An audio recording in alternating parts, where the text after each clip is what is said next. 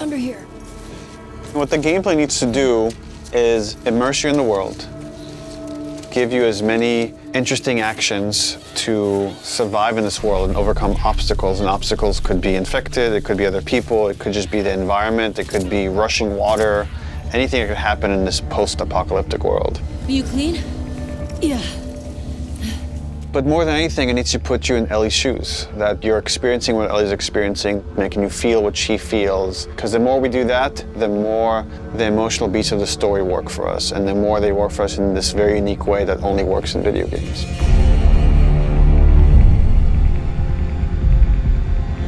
The gameplay philosophy of The Last of Us Part 2 is putting you in the shoes of Ellie and everything that means. It means giving you a threat constantly, as this world has. It means giving you the hard choices. Because this game takes place in such a hostile universe and our characters are pushed to do really difficult things, we want to put you in alignment with those choices. We want you to understand how hard certain decisions were for these characters, because they're hard for you. I would say the overarching philosophy of how we approached designing the game mechanically is how can we take things to the next level. Everything kind of comes out of the story. And how do we do it through systems? So one is you have to feel the pressure of survival. Survive by the skin of my teeth. How do I use all the scrap around me? Any kind of bullet, any kind of rag, any kind of bottle of alcohol. How do we give you that sense of being a survivor in this world?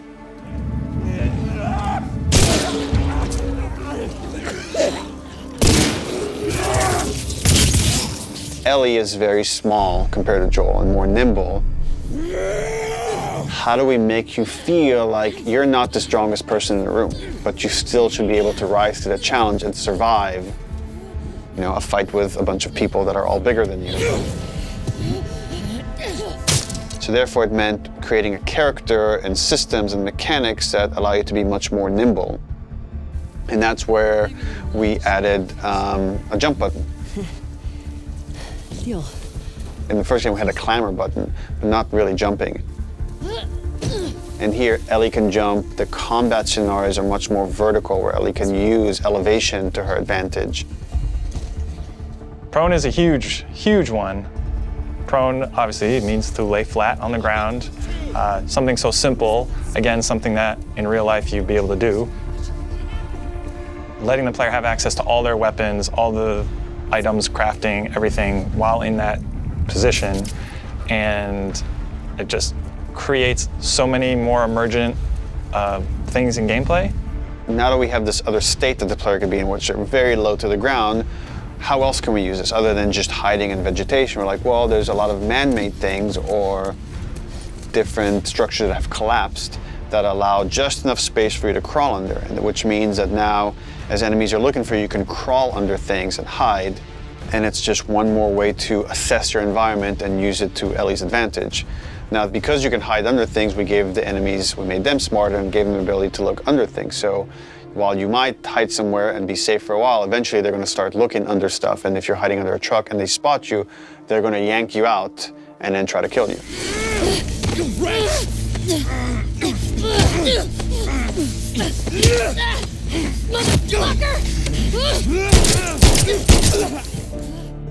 Dodging is a big one, because now with dodge, anytime you're in a scuffle, you have a chance to get away. You have a chance to counterattack. It lets escape be an option as well. Sometimes you just gotta run. And that is another part of this world, which is sometimes the threat is so overpowering that you just have to get away. When you are partially hidden, or you're in grass, that means people from afar can't see you, but people from closer can kind of see you. They will eventually acquire you. You're not completely hidden when you're in grass. She went into the grass. Watch yourself. And it makes you as a player become much more aware of your surroundings. jump, prone, dodge, all these things feed into both exploration and combat because it lets us expand the space. The size of spaces can be bigger, the intricacy of spaces can be more complex, and it still works exactly as you would expect. So when it came to our level design, we really wanted to challenge ourselves to make a world that really felt like a real space as much as we possibly could and didn't feel like a series of combat encounters and exploration spaces and then combat encounters that felt like a Hall of Horrors or something, but something that really felt like a space that you could explore that seemed like a legitimate urban environment.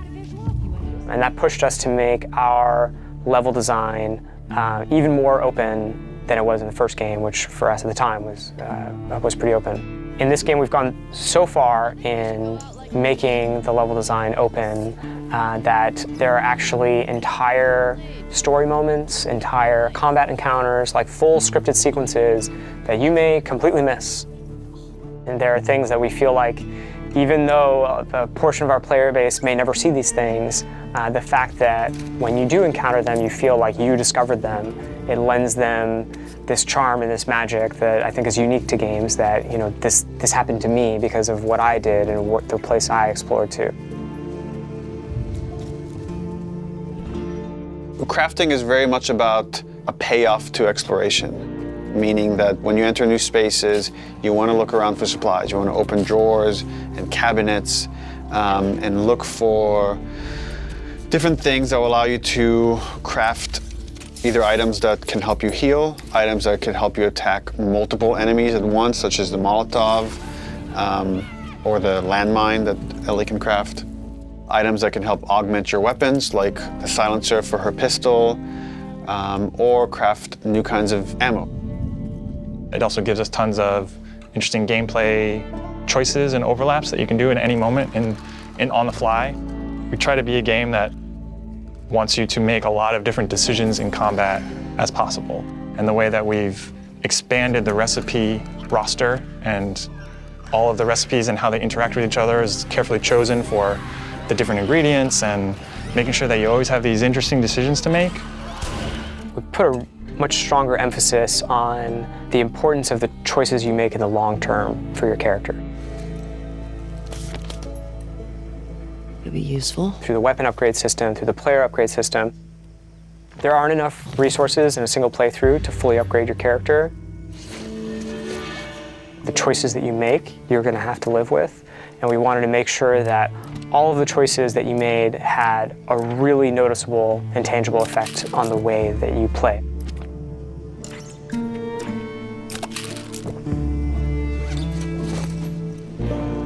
You feel a greater kinship with Ellie because you are living with decisions that you've already made. Like you are continuing this through line of her journey through this world, and the moment-to-moment gameplay is influenced by that in a way that we haven't before.